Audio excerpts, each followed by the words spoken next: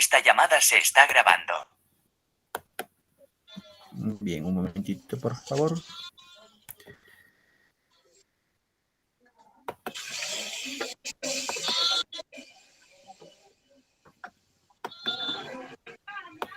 Muy bien, ahí podemos observar nuestra pantalla.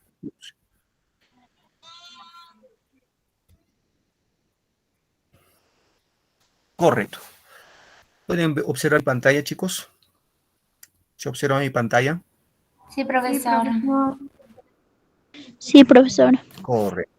Muy bien, gracias. Gracias, chicos. Muy bien, vamos a platicar del costumbrismo peruano.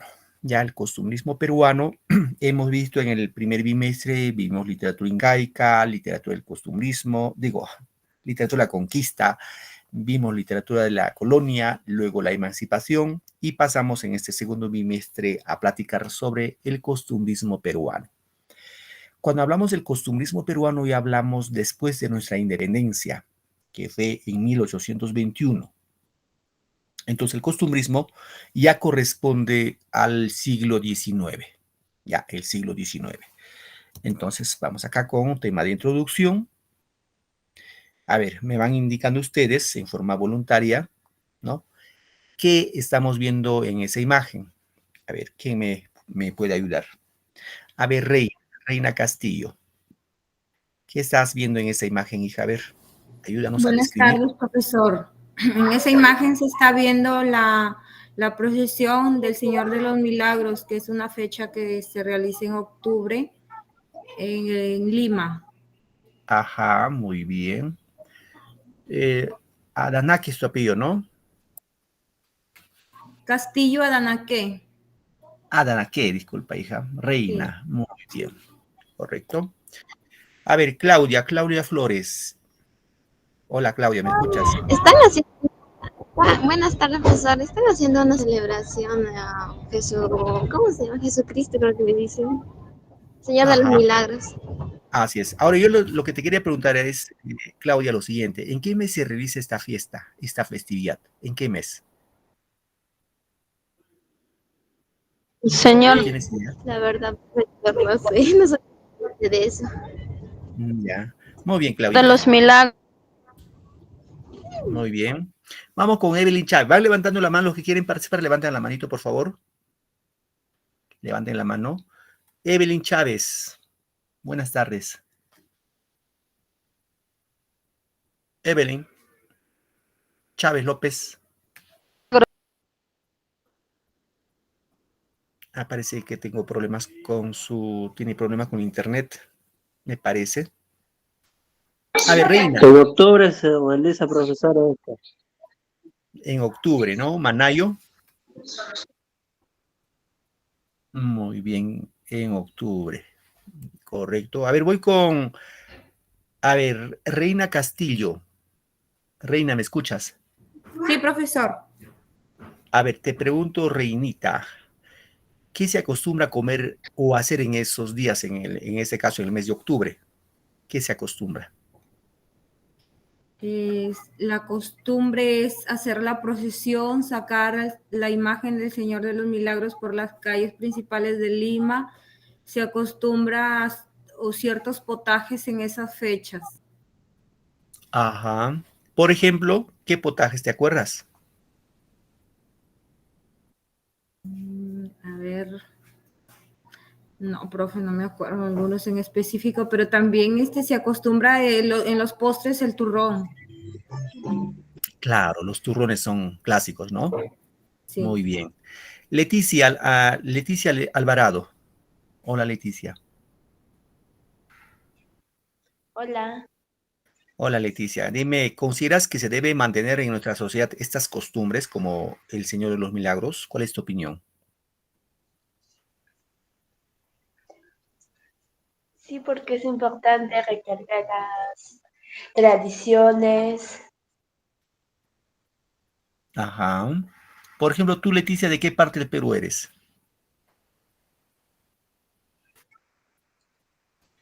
Leticia. Otusco, región de Libertad. Otusco. Por ejemplo, en Otusco, ¿cuál es la festividad más grande? la fiesta más La grande. Virgen de la Puerta, que se celebra el 15 de Claro, diciembre. muy bien, claro. Otusco sí es bastante conocido a nivel nacional por la festividad del Virgen de la Puerta. Sí, sí, recuerdo eso. Muy bien, Leticia. Por ejemplo, esa es parte de la costumbre de Otusco, ¿no? Muy bien. Brian Sí. Quispe.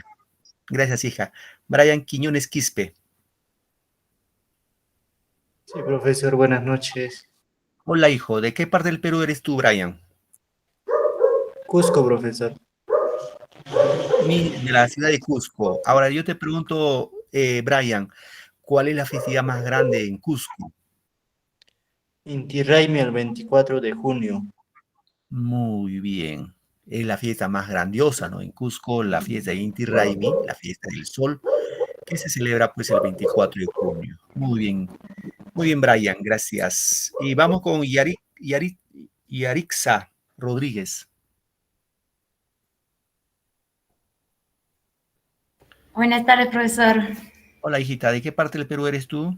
La Libertad Virú, Virú. Por ejemplo, en Virú, ¿cuál es la fiesta más grande que se celebra anualmente? el Señor de las Sangres. Ajá, dime en qué mes se celebra eso para visitar Virú. ¿En qué mes se celebra? No sé, profesor, no salgo mucho, la verdad, Iván. Ah, te han prohibido salir. Muy bien, está No, bien. quería decirle, el Señor de los Milagros celebra en octubre y Ajá, su comida son los turrones y picarones. claro, es los dulces, ¿no? Sí, Correcto. Rodríguez, otro apellido, disculpa. Yarixa Rodríguez Morales. Morales. Gracias, hija, muy bien. Gracias. Muy bien, chicos, ahí como han podido exponer vuestros compañeros, eso de eso es lo que vamos a platicar el día de hoy, de las costumbres, ¿no? Y ahí viene el tema del costumbrismo. Recordando que el costumbrismo, como movimiento literario artístico, surge en España. Obviamente se propaga por toda Europa y llega a América. Y en nuestro país, reitero, se da a inicios de la vida republicana. A ver, acá vamos. Veo, ¿qué ven, chicos? A ver, Rocío Payano, ¿qué ves en esta imagen, Rocío?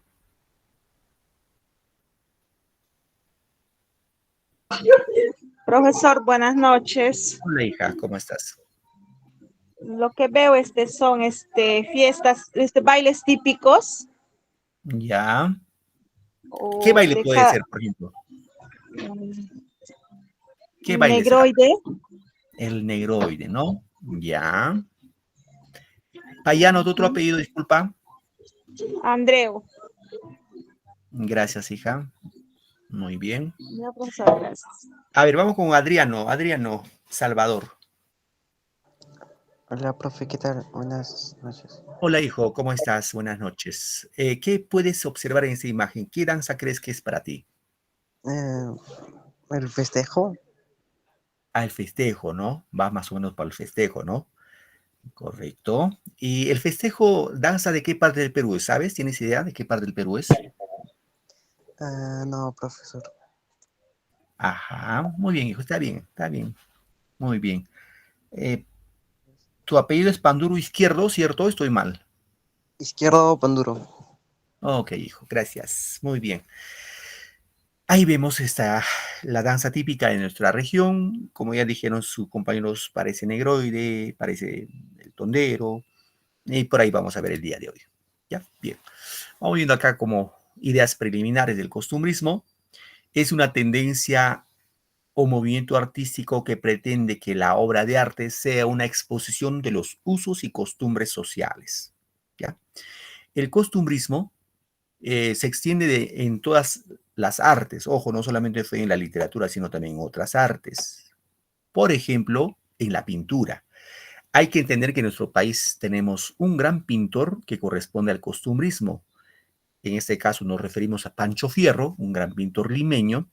Este pintor trató o retrató las costumbres limeñas de aquel entonces. Por ejemplo, las famosas tapadas, ¿no? Las mujeres en la época de la colonia se vestían con tipo musulmanas con las tapadas, ¿no? Que podían ver con solamente una partecita del ojo, ¿no? Esa era costumbre. Entonces, todo lo que iba observando Pancho Fierro los iba pintando en sus cuadros artísticos en este caso, ¿no? ¿Qué más? El costumbrismo se extiende en todas las artes, hemos indicado, pudiendo hablar de cuadros costumbristas como novelas costumbristas, etc. Siendo el folclore a menudo una forma de costumbrismo. El costumbrismo tiene una consideración transversal a lo largo de la historia del arte, ¿no? Pudiendo darse en cualquier momento de esta, ¿no? Sin embargo, se tiende a hablar de costumbrismo especialmente relacionado para los autores a partir del siglo XIX. ¿Ya? No nos olvidemos, el costumbrismo se desarrolla en su máxima plenitud en el siglo XIX. Muy bien, continuamos. El costumbrismo, a diferencia del realismo, aunque parecieran ser iguales, no son iguales, con el que se haya estrechamente relacionado, no realiza un análisis de los usos y costumbres que relata. Por lo tanto, es un mero retrato sin opinión de esas costumbres. Motivo por el cual a menudo se habla de cuadros costumbristas para referirse a cualquiera de estas manifestaciones, no solo a las pictóricas. En Perú el costumbrismo se vio reflejado en la literatura de los primeros años de la época republicana, o sea, a partir de 1821 en adelante, ¿no?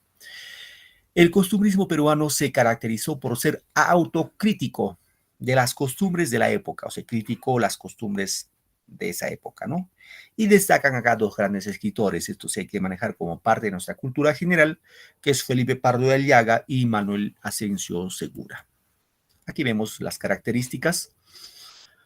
Una característica del costumbrismo, por ejemplo, es el apego a la realidad inmediata. Percibe sus estratos epidérmicos. Pues cuando decimos estratos epidérmicos se refiere a las clases sociales, ¿no?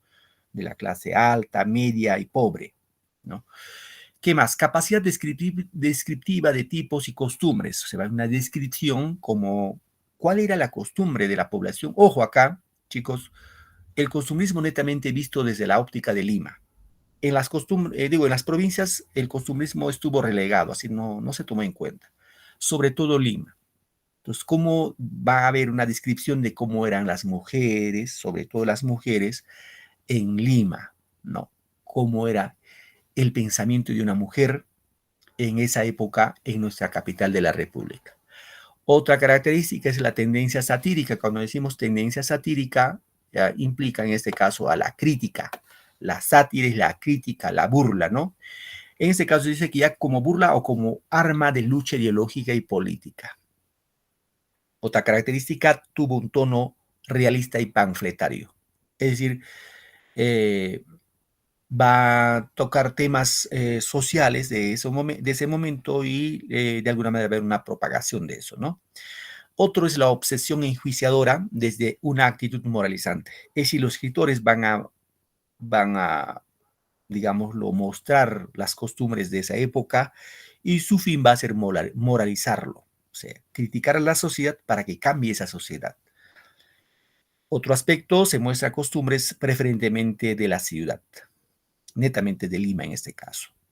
Su medio de expresión es el teatro. Chicos, no se olviden, su medio de expresión es el teatro y el periodismo. Dentro del teatro, fundamentalmente la comedia y la comedia de tipo festivo. Vamos a ver quiénes son los representantes del costumbrismo en nuestro país. Felipe Pardo Aliaga. Esto hay que tenerlo muy en cuenta porque es un escritor muy notable, Felipe Pardo Aliaga. Tiene una obra que se llama Frutos de la Educación. En esta obra, ahorita lo vamos a ver ya, Frutos de la Educación, que es una de sus mejores obras, y también tiene otra obra que se llama El viaje del niño Hito, o simplemente El viaje, ¿no? Otro escritor es bastante conocido, es Manuel Asensio Segura, ¿no? Manuel Asensio Segura tiene una obra que se llama Ñacatita. Tiene varias obras, pero Ñacatita es su mejor obra. Tenemos a Narciso Arestegui con la obra El Padre Orán, Ramón Rojas y Cañas con su obra Museo de Limeñadas, Flora Tristán con su obra Peregrinaciones de una paria, Manuel Atanasio Fuentes con su obra Aletazos del murciélago. Queridos muchachos, aquí lo que destaca son estos dos escritores que están acá al inicio, Felipe Pardo Aliaga y Manuel Asensio Segura. Estos son los máximos exponentes del costumbrismo peruano. Bien, un poco vamos a centrarnos acá, ya chicos. Ojo, hemos indicado que el costumbrismo se da después de la independencia del Perú, ¿ya? Y en esa época, después de la independencia, el Perú se va, sobre todo Lima, se va a segmentar en dos bloques. Un bloque que se llamaron los criollistas y otro bloque que se llamaron los anticriollistas. Los criollistas tenían una tendencia popular. Cuando decimos tendencia popular, es decir, el apoyo del pueblo limeño, del común y corriente. Mientras que el anticriollismo tenía una tendencia aristocrática, o sea, de la clase acomodada, de la aristocracia limeña. ¿Sí? El criollismo usaba un lenguaje popular. Cuando decimos lenguaje popular, se hace suponer un lenguaje sencillo, comprensible para cualquier lector. Mientras que el anticriollismo usaba un lenguaje castizo. Cuando dice lenguaje castizo, se refiere a un lenguaje así rebuscado, con términos no usuales, sino bien rebuscados en el diccionario. El criollismo tenía una tendencia liberal, ¿ya, chicos? Mientras que el anticriollismo tenía una tendencia conservador. ¿Y qué quiere decir esto entre liberal y conservador? Es decir, los criollistas querían apostar que después de nuestra independencia, el Perú debe seguir su vida republicana, debe seguir adelante. Mientras los anticriollistas decían que no. Los anticriollistas querían que vuelva a España y nos siga gobernando como en la época de la colonia con los virreyes. No querían ningún cambio, querían conservar como estaban antes. El criollismo era una tendencia netamente civilista, o sea, por personas civiles, mientras que los anticriollistas estaban encabezados sobre todo por los militares. Estos militares hasta ahora quieren estar en el trono, ¿no? Siempre. ¿Qué más? El criollismo tenía simpatía por un gobierno republicano. Es una característica esto, por favor, tengamos en cuenta. Cuando decimos simpatía por un gobierno republicano, es decir, recordemos que la independencia nos dio eso. ¿Qué cosa, profesor? Nos dio la opción de elegir a nuestros gobernantes, de elegir y ser elegidos. Recuerden que en la época de la colonia no hubo elección para los virreyes. Los virreyes eran enviados de España por los reyes de España y aquí venían a gobernarnos. Pero con la independencia se toma el modelo francés y se va a apostar de alguna manera para elegir a nuestros gobernantes, a nuestros presidentes, a nuestros congresistas, en este caso, pues, los senadores o los diputados, ¿no? Mientras que el anticriollismo había una añoranza por el periodo colonial. Se querían regresar a la época de la colonia. El criollismo, su máximo exponente fue Manuel Ascencio Segura, y el anticriollismo, su máximo exponente fue Felipe Pardo de Aliaga. Muy bien, un poco vamos a ver en este caso del anticriolista, que es Felipe Pardo de Aliaga, llamado como el satírico limeño, ¿sí? El satírico limeño. Es el representante o representa el anticriollismo o el pasadismo, ¿ya? Es un tipo conservador y defensor de la colonia. Ojo, defendió la colonia. Este señor quería que retornemos a la época de la colonia y que los virreyes nos sigan gobernando pese a haber logrado nuestra independencia. Y por eso se llama el antirrepublicano. Tiene varias obras. Una de sus obras es Frutos de la Educación, en la cual va a haber, en esta obra, en Frutos de la Educación, vamos a encontrar que en este caso un muchacho de Miraflores, de la aristocracia limeña, se enamora de una chica de clase del pueblo, en este caso de la Victoria. Y un día, el novio, este muchacho miraflorino, se va a visitar a la chica, a la Victoria, en una festividad, y en esa festividad le encuentra a su novia bailando la zamacueca. La zamacueca que hemos visto ahí a manera de negroide, en la cual la muchacha baila de una forma desmesurada, moviendo la cintura. Y este hecho hace que el muchacho pues queda atónito al ver a su novia bailando así y simplemente se desaparece, no quiere ver digamos, esa imagen de parte de su novia, ¿no? Y por ende acá vamos a encontrar que va a ridiculizar la zamacueca, que es un baile popular, ¿no? Un baile popular. Bien, otro escritor de esta época hemos indicado que es Manuel Ascenso Segura, considerado, chicos, en este caso, tengamos en cuenta, el padre del Teatro Nacional. Ya, él es considerado padre del Teatro Nacional. Representa el criollismo o llamado también el colorismo. Defendió lo criollo, lo popular y lo racional. Tiene otras obras aparte de Ñacatita, El Sargento Canuto, La Pili Muerta o La Pili Mortuda. Bien, cuando hablamos de Ascenso Segura, básicamente vamos a indicar estos aspectos. Él nació en Lima en 1805 y fallece en 1871. Nació en Lima, su padre perteneció al ejército español, esto hay que tener en cuenta, ¿no? Su padre era militar español y defendió, ¿no? En las batallas de Ayacucho, de Junín y de Ayacucho, ¿no? E hizo que siguiera la carrera militar como cadete del ejército realista y su familia residía en Huancavelica. Peleó como parte del ejército realista en la batalla de Ayacucho, ojo, Manuel Ascenso Segura, defendiendo en este caso al ejército español. Después siguió en nuestro ejército, cuando ya perdió la batalla en 1824, él se incorpora al ejército peruano en 1826. Cesa el ejercicio de las armas e ingresa a la burocracia como empleado del Ministerio de Hacienda y contrajo matrimonio con María Josefa Fernández de Viena. Inició sus actividades literarias con la obra El Sargento Canuto, la novela de Gonzalo Pizarro, publicado en El Comercio en 1839. Funda el diario La Bolsa en 1841. Bien, antes de ver las obras, chicos, aquí un pequeño paréntesis. Ustedes saben muy bien, queridos estudiantes, que las materias que llevamos en el colegio son muchas materias, ¿no? Y cada materia, pues, es bastante amplia. Entonces, ustedes, de alguna manera, tienen que conocer algunas técnicas que hoy día se les voy a enseñar una de ellas. ¿Qué es la menotecnia? La menotecnia es una técnica que tú como estudiante lo tienes que crear para que te recuerdes en ciertas circunstancias que vas a necesitar. Por ejemplo, si yo te preguntara las obras de tal o cual escritor, pues a lo mucho, quizás una obra nos vamos a acordar, a lo mucho. ¿Por qué? Porque existe autores y autores y autores. Entonces, la menotecnia es una técnica, reitero, que nos va a permitir recordar con facilidad, suficiente que nos dé una noción, una idea nada más. Por ejemplo, ojo, la menotecnia no solamente se puede aplicar en el curso de comunicación o literatura, sino también en otras áreas. Un ejemplo, a ver, chicos, lo que están en clase. Díganme, ¿cuál es digamos, el nevado o el cerro más alto del Perú? Alpamayo, profe. Huascarán, ya. profe. Cerro Alpamayo, Huascarán.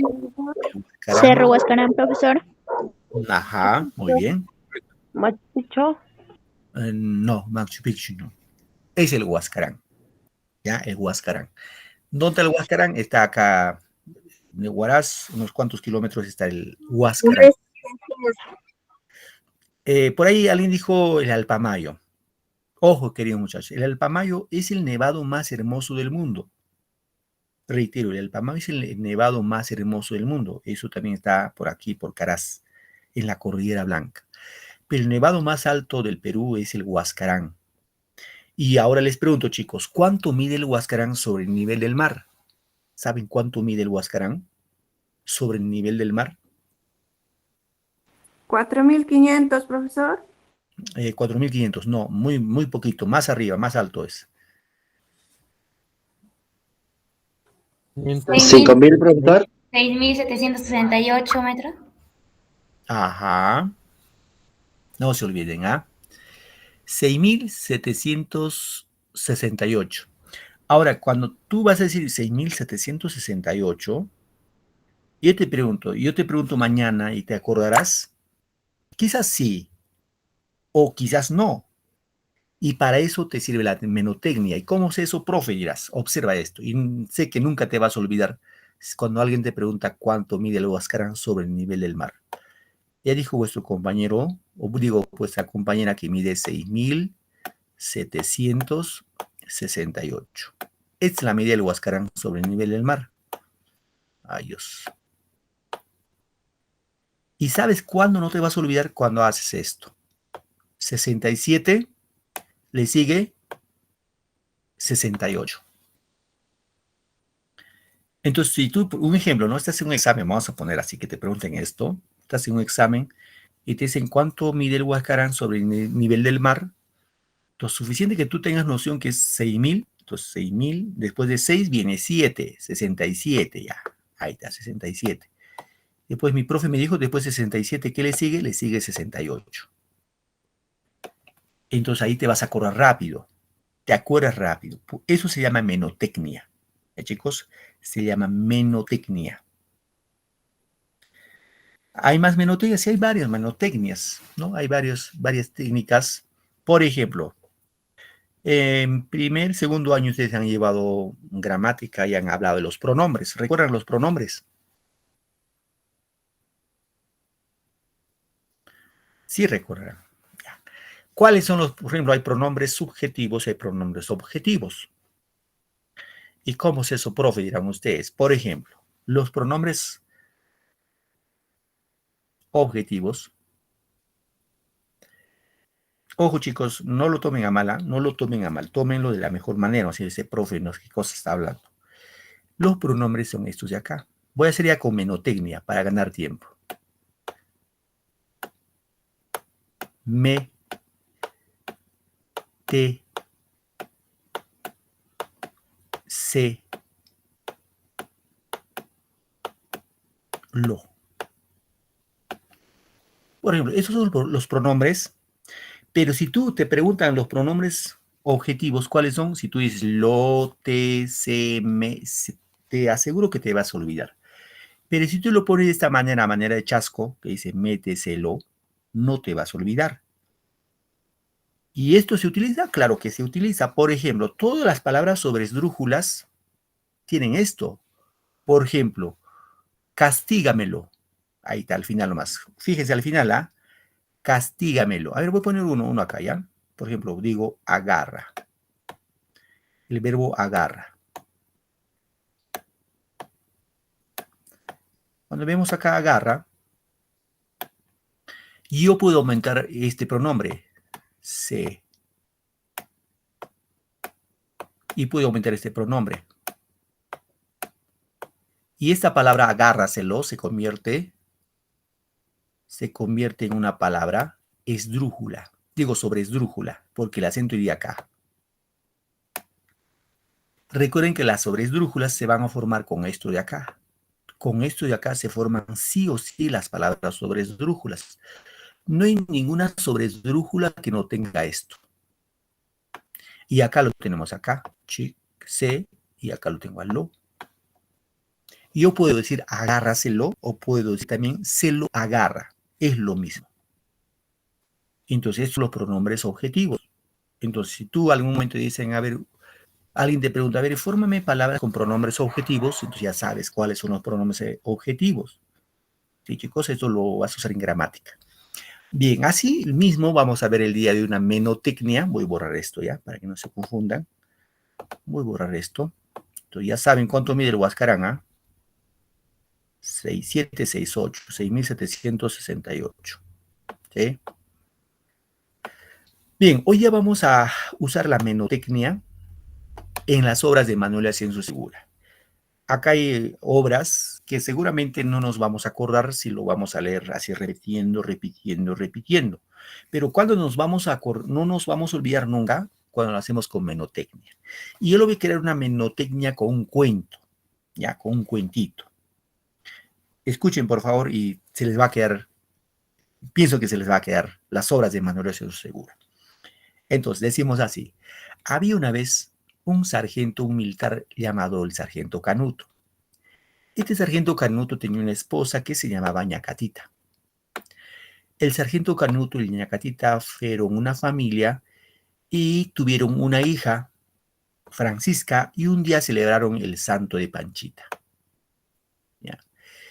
Ese día, el cumpleaños en el cumpleaños en el santo de Panchita, su padre, el sargento Canuto, lo llevó de regalo un juguete.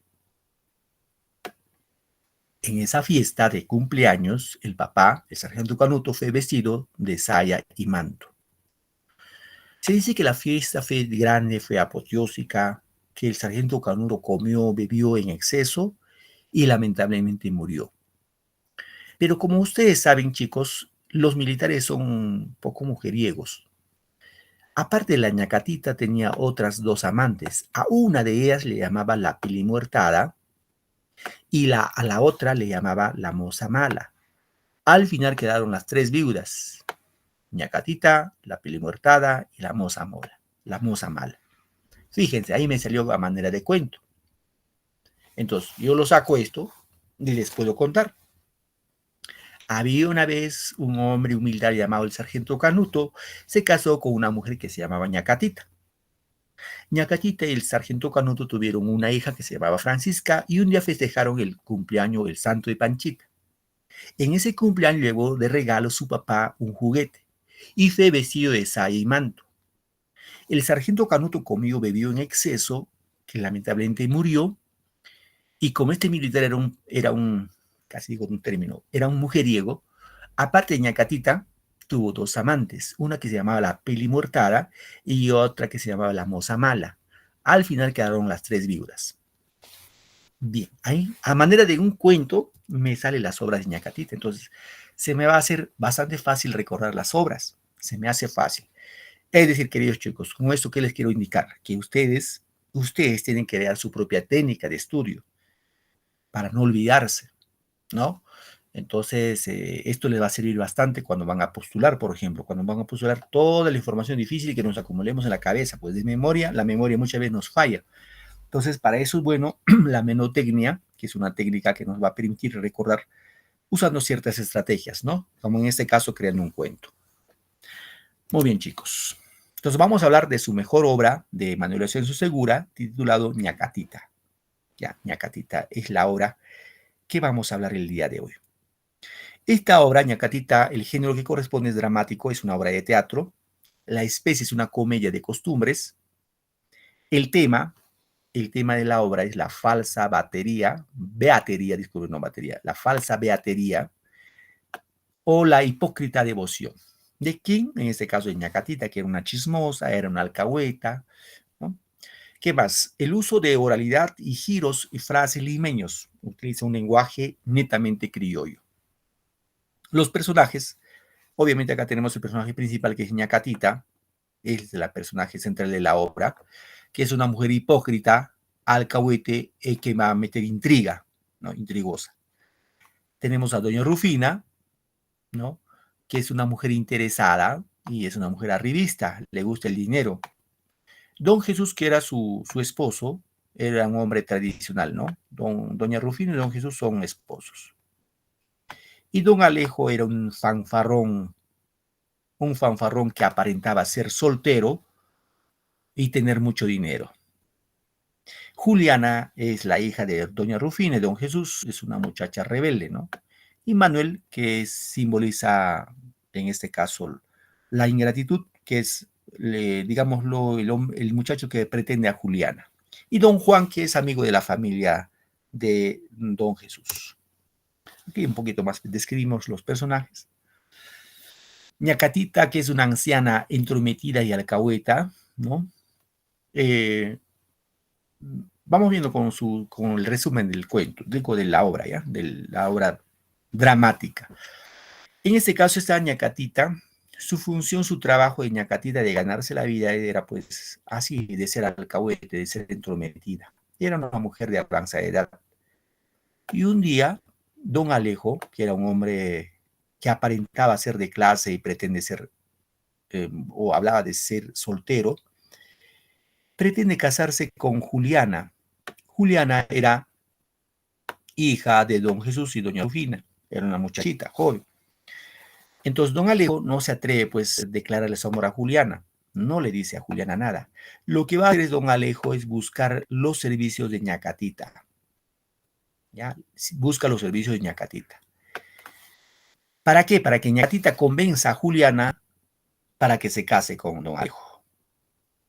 Entonces Ñacatita, pues obviamente por ese servicio tiene que pagarle, ¿no? No era gratuito. Ñacatita va a convencer a Juliana para que se case con don Alejo. Obviamente le dice, pues un hombre es soltero, tiene mucho dinero, te conviene que te cases con don Alejo. Pero Juliana ya estaba enamorada de Manuel, ¿no? Estaba enamorado. Entonces Juliana simplemente rehúsa la propuesta de Ñacatita. Le dice, no, yo no quiero casarme con ese hombre, con ese viejo. Bien. Como no logra su propósito, Ñacatita va a intentar convencer a doña Rufina, a su mamá. ¿Recuerdan que ustedes, chicos, antes los matrimonios lo concertaban los padres? Sí recordarán que seguramente les han contado sus abuelos, bisabuelos, etcétera, ¿no? El matrimonio lo concertaban los padres. Entonces Ñacatita va a tratar de convencer a doña Rufina para que su hija, la Julianita, se case con don Alejo. Obviamente, como doña Rufina le gustaba el dinero, pues estaba encantada. Le decía, bueno, está bien, mi hija, que se case lo más pronto posible con don Alejo, porque ese hombre me va a sacar de la pobreza. Pero don Jesús, su esposo, no quería que se case con don Alejo. Entonces, por un lado, doña Rufina quería que se case con don Alejo, mientras don Jesús quería que su hija, Juliana, se case con Manuel. Como dice, el tema estaba un poco complicado, querían incluso, o estaban a punto de separarse. Se da una reunión en la casa de, en este caso, don Jesús, en la cual estaban reunidos Ñacatita, estuvo doña Rufina, estuvo don Jesús y obviamente don Alejo. Los cuatro estaban discutiendo. Claro, don Jesús tenía todos de perder porque los tres querían convencerlo a don Jesús que se case Juliana con don Alejo. Bueno, en esa discusión llega don Juan, este Juancito que era de Cusco, llega a la casa de don Jesús, que era su amigo, y al ingresar a la casa le encuentra a don Alejo, ¿no? Y le dice, hola, don Alejo, gusto saludarte, tengo una carta de tu esposa del Cusco. Saca una carta, un sobre, y se lo entrega. Y se desmorona la mentira, ¿no? Que aparentaba que don Alejo era un hombre soltero, no era soltero, era un hombre casado. Así que don Jesús y doña Rufina, enterados, primero lo votan a la pobre Ñacatita por entrometida, por alcahuete. Y segundo, le votan a don Alejo por mentiroso. Y van a entablar el matrimonio, en este caso de doña Rufina, va con don Jesús. Acuerdan que su hija Juliana se case con Manuel, ¿sí? Se case con Manuel. Entonces, por ahí más o menos es la historia de esta obra, ¿no? Para que tengan en cuenta. Ahí vemos la imagen de la vieja alcahueta, que es Ñacatita, ¿no?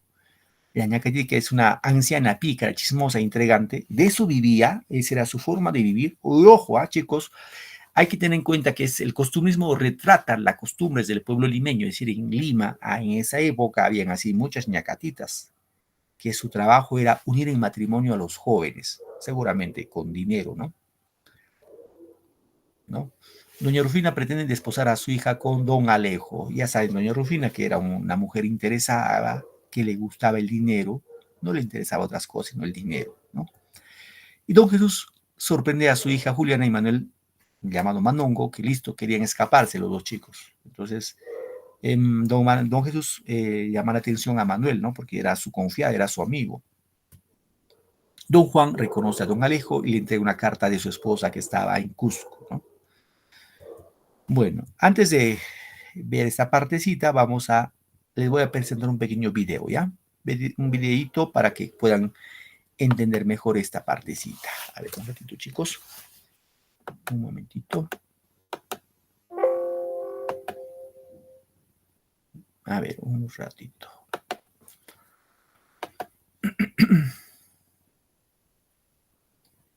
Voy a cortar mi cámara para ganar tiempo, para que se cargue rápido el video.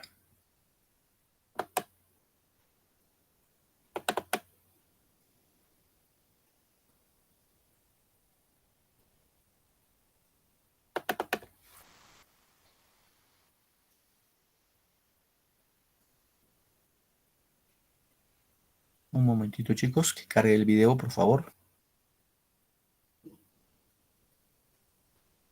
Bienvenidos, flojos, a un nuevo resumen. comenzar, quería comentarte que...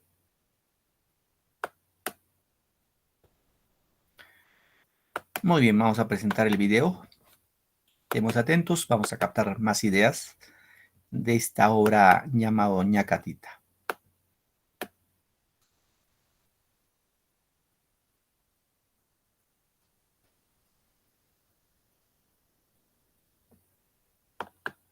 Bienvenidos flojos a un nuevo resumen. Antes de comenzar, quería comentarte que este resumen es mucho más entretenido que cualquier otro resumen que veas en internet. Así que hoy analizaremos Ñacatita.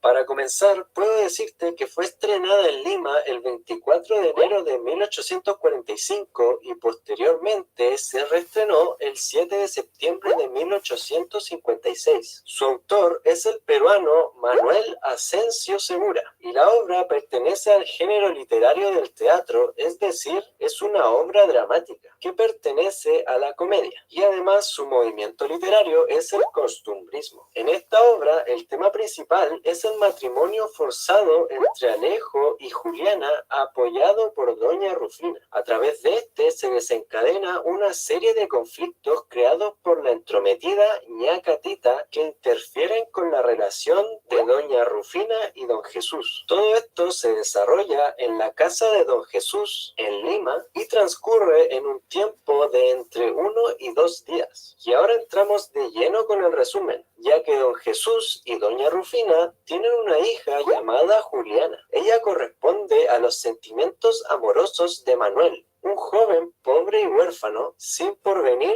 protegido por don Jesús. La trama se da cuando aparece un pretendiente ricachón llamado don Alejo, un tipo maduro, quien cortejará a la muchacha y aunque ella no lo acepta porque ama a Manuel, don Alejo, experimentado en cortejos y que en su vida ha ido enamorando a muchísimas indefensas jovencitas, ¡arrepiéntete, hijo del diablo!, se hace de los servicios de Ñacatita, una anciana chismosa, murmuradora y todo tipo de calificativos que uno pueda imaginar. Ñacatita, gracias a su arte del palabreo, procura unir en matrimonio a don Alejo con Juliana y con sus artimañas de mala mujer trata de influir en Juliana. Al no poder lograr su objetivo de convencerla que se case con el ricachón del pueblo, o sea don Alejo, entonces influye sobre doña Rufina. Tenemos que recordar que en esa época los padres imponían el matrimonio de los hijos, quien le hace ver que su hija tendrá un futuro asegurado si se casa con don Alejo. Al escuchar la noticia don Jesús de que a su hija lo quieren hacer casar con el viejo ricachón, él desesperadamente se opone rotundamente a ese enlace matrimonial porque para él es algo absurdo de escuchar esa noticia.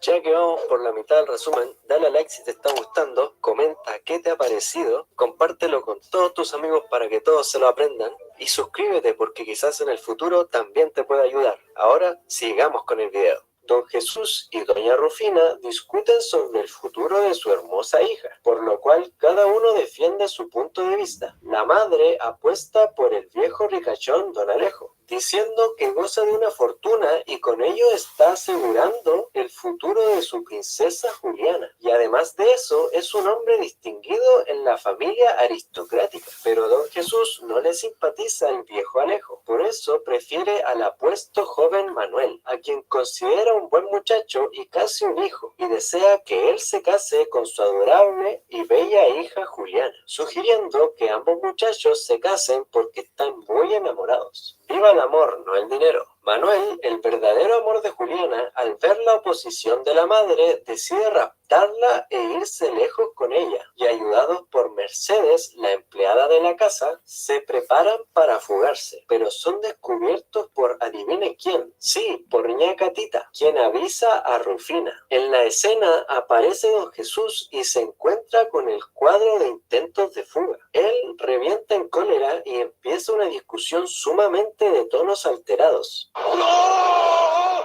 ¡Maldición! Está molesto con Manuel. Está molesto con Manuel por haberse querido escapar. En esos instantes llega don Juan, viejo amigo de Jesús. Al ver a don Alejo, le dice que le trae una carta de su esposa que está en Cusco. Entonces el engaño es descubierto. Don Juan desenmascara a don Alejo, diciendo que no era más que un impostor que se hacía pasar por gran señor, enamorando así a indefensas jovencitas. Fuimos timados, embaucados, fuimos embarajiñados. Eso ni siquiera. Don Jesús bota de su casa a Ñacatita por entrometida y que nunca regrese a su casa. Rufina llora su desgracia y bota a don Alejo de su casa y pide perdón a su esposo y a su hija por haberla obligado a casarse con un hombre a quien no amaba, y promete a su esposo que de ahora en adelante será una gran esposa. La calma se restablece en el hogar en gran parte por intersección de don Juan, y finalmente los padres aceptan el matrimonio de los enamorados de Juliana y Manuel. ¡Que viva el amor! Y ese fue el resumen de hoy. Si te gustó, puedes suscribirte en este botoncito que está apareciendo ahora en tu pantalla, ya que he hecho y haré resúmenes que seguramente te podrán ayudar en un futuro. Y les deseo mucho éxito, mis flojos. Hasta la próxima. Muy bien, chicos. Hay un pequeño resumen de la obra Ñacatita, considerando que es la mejor obra de Manuel Ascenso Segura. Algunas precisiones con respecto a este escritor, escritor peruano, ¿no? De Manuel Ascenso Segura. Queridos muchachos, ahí sí tengamos algo muy presente. Manuel Ascenso Segura es considerado, hemos dicho, el padre del teatro peruano. Es decir, antes de él, en la literatura peruana, nadie escribió teatro. No hubo ningún otro escritor que escribió obras de teatro. Entonces, por eso se le considera el padre del teatro peruano. ¿Ya? No nos olvidemos eso, padre del teatro nacional. En memoria de él, pues, existe en Lima, o se ubica en Lima, el teatro Segura, ¿no? En la que se hacen actuaciones de teatro. Por otro lado, Manuel Ascenso Segura es considerado también como el máximo defensor del criollismo peruano. Sí, chicos, el máximo defensor del criollismo, porque él apostaba que el Perú, después de su independencia, debe consolidar su sistema, en este caso su sistema político, en la democracia, en base a la democracia. Y como entenderán, hubo pues muchos detractores que tuvo Manuel Ascenso Segura, sobre todo por los anticriollistas, que querían que regresen a la época de la colonia.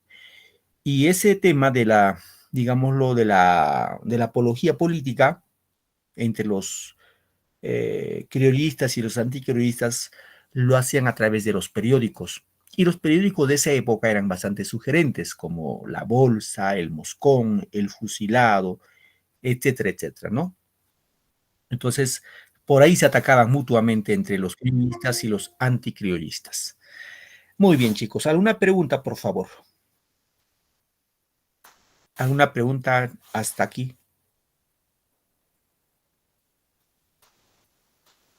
¿Ninguna pregunta? Ninguna, profesor. Una pregunta, profesor, todo claro.